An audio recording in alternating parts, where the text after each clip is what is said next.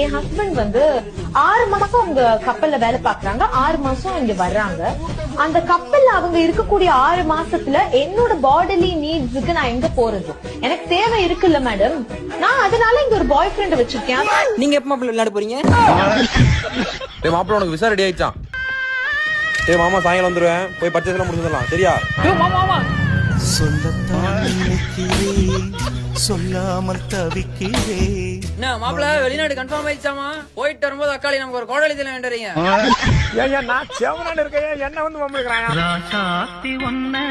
காணாத நெஞ்சு சொல்லுடி. என்னங்க விசாலாம் ரெடி ஆயிடுச்சாமா? எப்ப வெளிநாடு போறீங்க? நீ போயிட்டு வாப்பாங்களே அண்ணி, நான் பாத்துக்கிறேன். அண்ணியோ பண்ணியோ அக்காளி கோடாலி முக்கியமாப்ல. நிலைமையை சொல்ல முடியாது, நிலவுக்கு தற்கொலை கிடையாது. பூவை